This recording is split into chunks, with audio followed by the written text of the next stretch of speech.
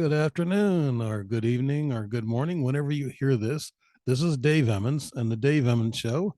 And I'm pictured here with my book, What Do They Want? And it's still selling. And from what I've been hearing, it's selling in the UK pretty well.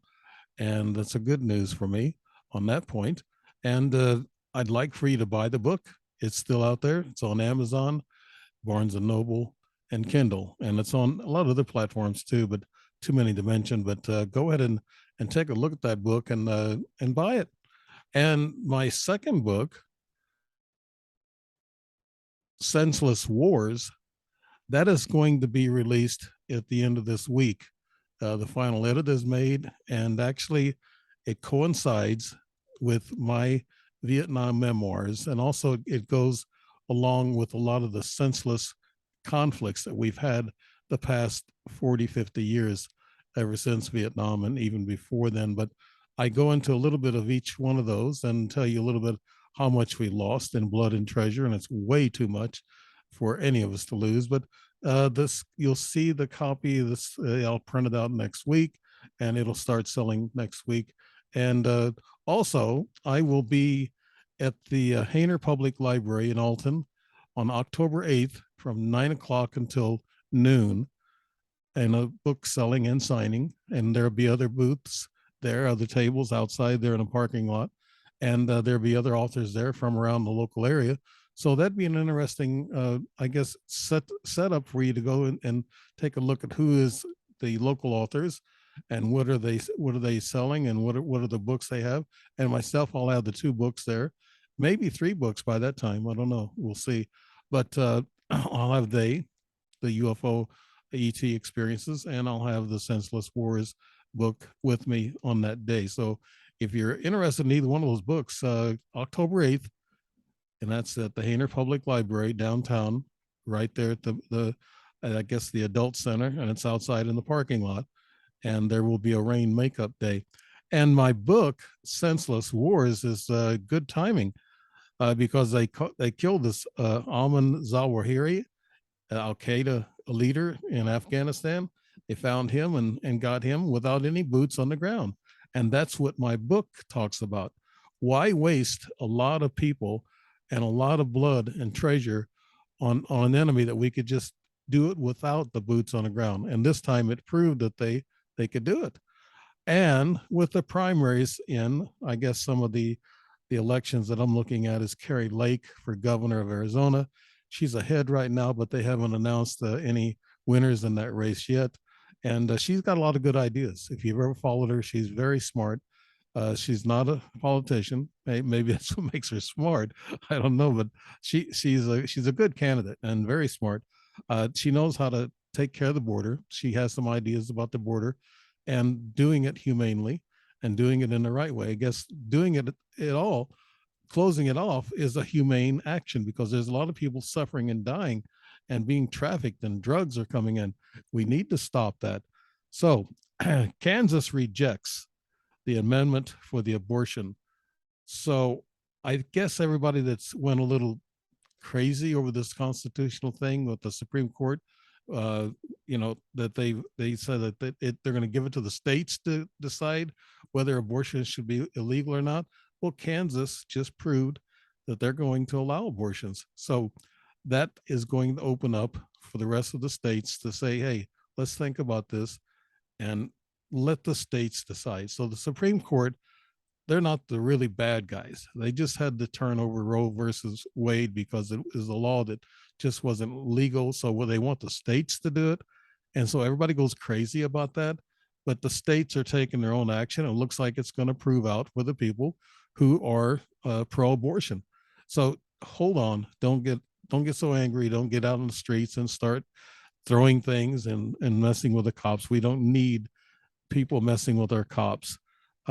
Matter of fact, I had a couple of cops drop by and visit me yesterday because my car was ransacked, and I guess the crooks were looking for guns and ammunition, is what I was told, but they didn't find that in my car.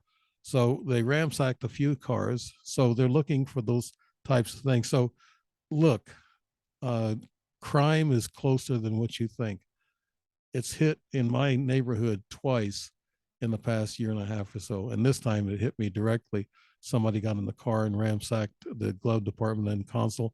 So lock your cars, be very vigilant. Things are going on now that it's all over. It's in the suburbs, it's not just in the cities. So look out for that. Eric Schmidt, the U.S. Senate candidate, Republican in Missouri, he beat out Eric Greitens. Of course, you saw what happened to Eric Greitens. His wife made a complaint against him for domestic abuse, hitting their child. So that bad news put him down to about 11%, where Eric Schmidt, I think, won by about 49% or 51%. So if you got a bad name and you're tagged with that name, and if you've been proven that you're not up for the job and you're kind of a crooked person, you don't belong in office. And there's a lot of them that probably are in office that shouldn't be in office. So he lost with a bad record. Michigan, Tudor Dixon. She is a Republican, I guess, candidate now for governor. She's going to face off with Gretchen Whitmer. And of course, that's always been controversial in Michigan.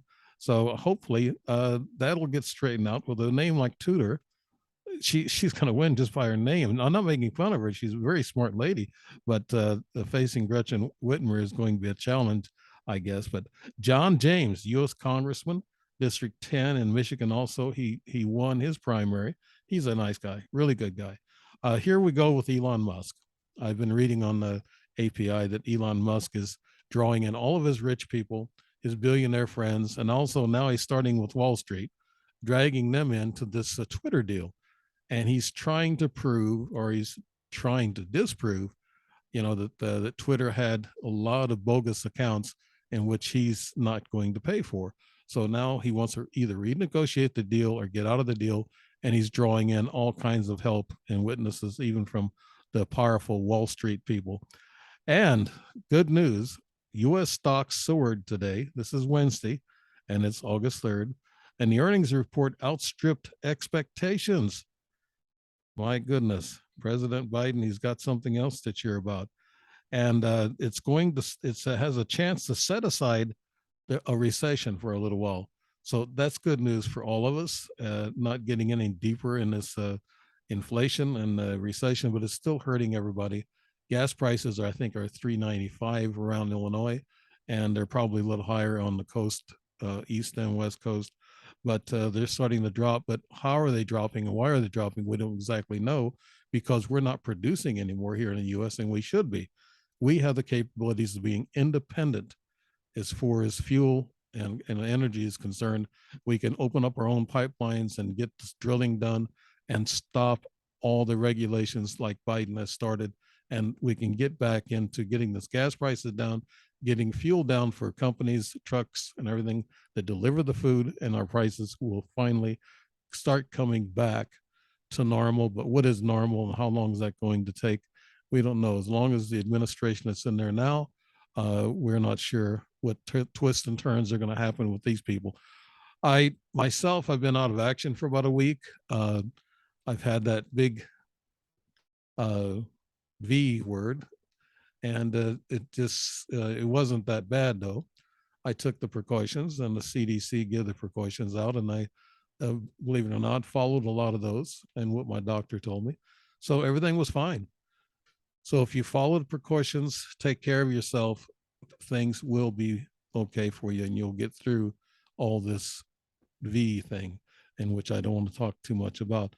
But getting back to my other topic, like UFOs and my experiences throughout my lifetime, some of my reviews, I've read one review, and I've expected this review. My book is full of all different kinds of experiences.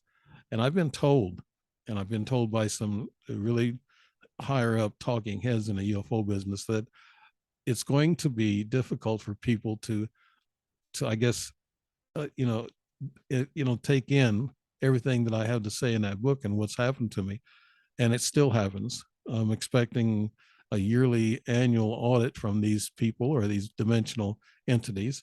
And they had an interesting show last night as UFO Witness. They were talking about dimensional entities that take your body, not your body, not your physical body, but they take your consciousness and your soul, and they take it to another dimension, and they actually take you there and work on you there electronically or spiritually, energy wise, and they show you the other side of things, the dimensions. So that's one of the things I mentioned in my book, that I turn ice cold once a year in bed about 3 o'clock in the morning, and I expect this to happen maybe next week.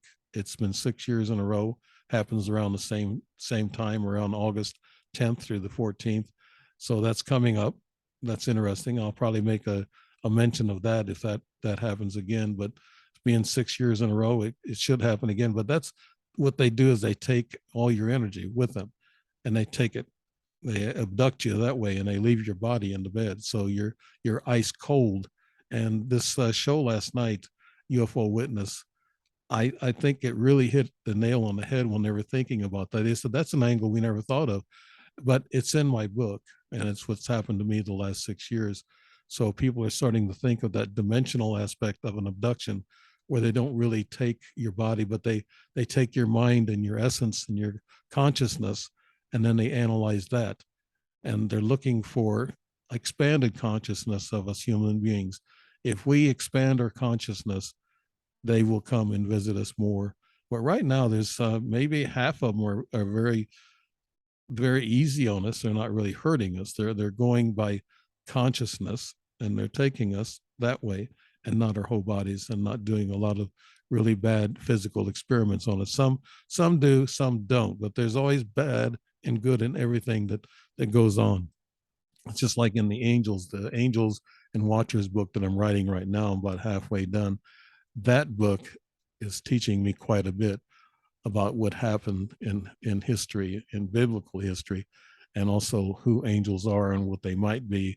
It's confusing. You'll get to some religions that are like, I guess, Hinduism, that's quite a bit different than Christianity or Judea or Muslim, in which those three believe in angels quite a bit, and the others don't quite believe in that many angels, or just only four angels. But it's interesting finding out a lot. I might get in a twist and turn.